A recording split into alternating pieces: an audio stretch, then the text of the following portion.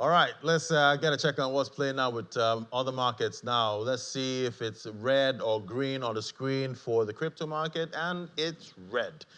Just like that, $102,000 start the week, 1.7% down for Bitcoin, Ethereum.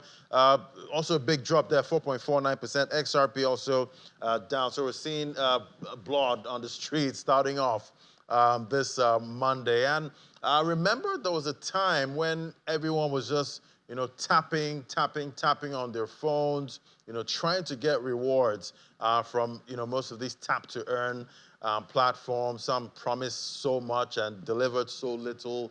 Some did really well with their promise. But let's look at how some of these coins are doing, post all the tappings and all of that. Let's start off with Notcoin. After it was listed on the exchange, was trading at about 0.002 dollars. No, right now it's trading at this price. Right now it's much higher than that when it listed about 2 cents, and it's down 74% from the last high when it started trading on exchanges. Then we see the hamster combat. I know there were a lot of complaints about the compensation most people got. That's down 73% from the first trade on major exchanges. It's trading at 0.002 cents. Also, then we see Catizen. That's trading at 9 cents. Now it's down a big 92.29%. So whoever bought at the high, which was, I think, over $1, I think about $2 or so, they're down about 92% from buying that. And maybe if you were compensated, maybe you sold immediately or you held. Depends on what you did with that. But let's bring in Adeni now, Oluokporok, who is a crypto evangelist. Hello, Adeni. Thank you for having me. I'm fine. Yeah, it's great to have you. And I don't know if you were tapping like most people were at some time in 2024, maybe 2023. But we're looking at some of these listed projects now. They're not looking so good, from the previous high, down 90%, 70%. How are you seeing that? I think it's not really surprising. One of the things that we have to know is that most of all these projects have a lot of flaws. If you notice during that time, most of all these Telegram projects were basically hype over fundamentals. There was a lot of hype with the way people were talking about the growth of these projects. Another thing too is that is very important when it comes to having this kind of project is they did not really have plans to have their player retention. Like if you think of popular games like GTA, you see that there are a lot of ways in which they retain their players using the GTA online and bringing different innovations. But these Telegram games were just more or less about bringing people together, creating hype, having huge numbers in their Telegram groups.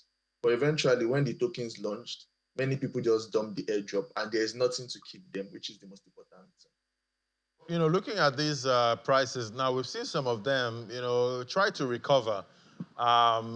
This year, we've seen the likes of, I think, dogs. That's a few months now. It's tried to, add up, in price, but still far from, the previous high. Do you think, most of these projects will ever get back to those highs they traded at the first time on the exchanges?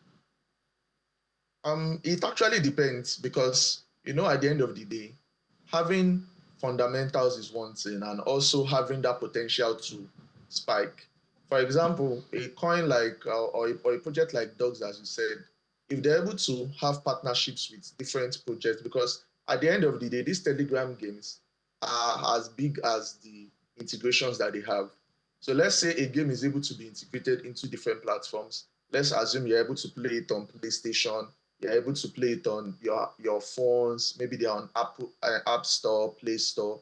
That could actually make those games get traction and bring the kind of fundamentals or the type of features that can enable them to come back. Because at the end of the day, these Telegram games or their developers have to find a way in which users can contribute one way or the other, either in terms of clicking ads, making the games what we call freemium, where it's free to play, but it comes with ads or limitations, or they can introduce things where you have to spend real money to purchase to ensure that it has like potential similar to like a Web2 game like Candy Crush. Yeah. Right. So at this point, is it over for new sets of, play to earn games on Telegram, or has that season ended, finally? When it comes to the crypto space, there's really, it goes beyond belief. Like if somebody told me 4 years ago that meme coins would be very, very huge as it is now, I would have said it's a lie. But if you look at the Solana ecosystem, Pom.fun is single-handedly contributing close to 50% of the transaction fees generated on Solana, which is crazy when you think of it. When you think that Solana was built as a platform to make transactions faster and not for memes. So when it comes to this play to earn games, these Telegram tab games, obviously out of the 100 or 200 of them that were launched, we are going to see 95 to 98% of them crashing. But we are going to definitely have 2 or 3 of them that gets the fundamentals right and get the kind of adoption that they need to survive long term. All right, thank you so much, Denny Olokwaroku, there for bringing us up to speed on what's happening with most of these Thank, tap games. Thank you so much. thank you for having me as always.